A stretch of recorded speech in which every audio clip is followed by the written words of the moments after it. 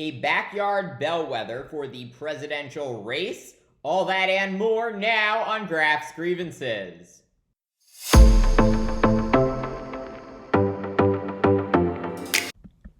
Just 2 months ago, George Santos became only the 6th lawmaker in U.S. history to be ousted from the House of Representatives by his own colleagues. The GOP-controlled House voting overwhelmingly to expel the Long Island Republican after he was charged with 23 felony counts. Santos' removal setting up a special election in New York's 3rd Congressional District tomorrow, February 13th.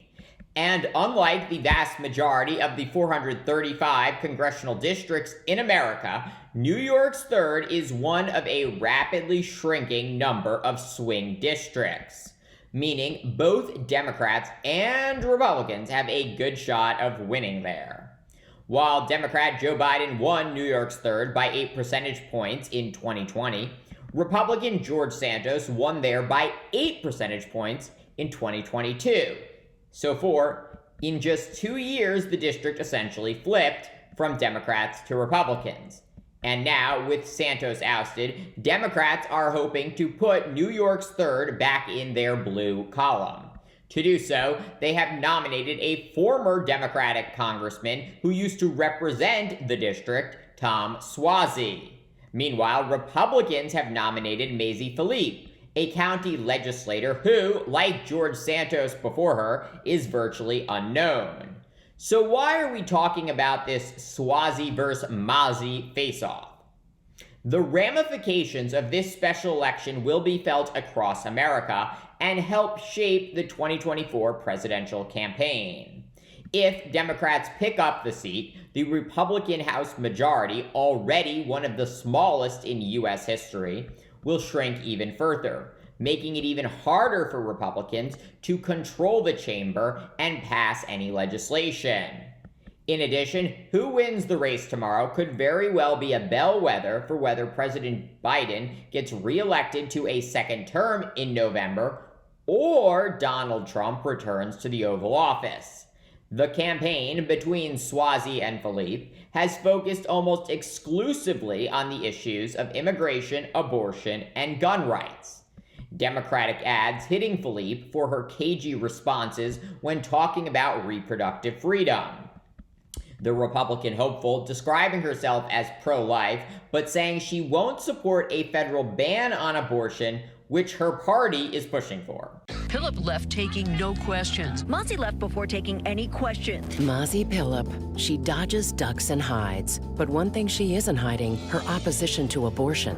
Philip's running on a party platform that calls for a ban on abortion. I am pro-life. Me, Mazie Manasa Philip. I am pro-life. And Mazie's backers are pushing for a national abortion ban. No exceptions for rape, incest, or the life of the mother. Mazie Philip. Too extreme for New York. Democrats also highlighting Philippe's opposition to a new assault weapons ban and universal background checks in the very suburban district. Meanwhile, Republicans have tried to falsely paint Suozzi as a member of the far-left squad, blaming him for the crisis at America's southern border and the flow of undocumented migrants into New York State. Another murder committed. Another illegal immigrant arrested because of open border radicals like Hochul's hand-picked candidate, Tom Suozzi. Suozzi opposed penalizing sanctuary cities, voted against notifying authorities when an illegal immigrant attempted to purchase a firearm. And Suozzi even bragged that he kicked ICE out of Nassau County. A crisis on our border, murder in our streets because of radicals like Tom Suozzi.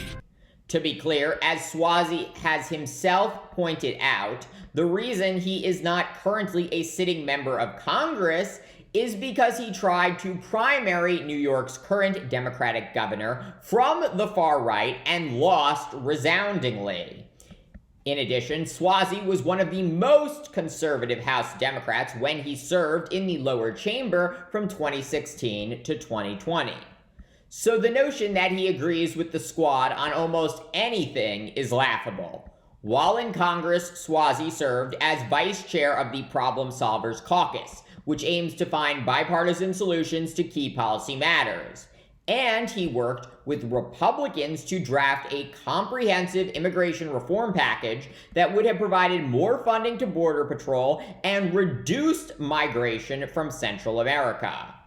Certainly not liberal or progressive. Nevertheless, if Republicans are able to win in NY3, they will attribute it to the salience of illegal immigration and the crisis at America's southern border. And thus, from now until November, Trump and Republicans will hammer Biden over illegal immigration, hoping to take their performance in New York nationally.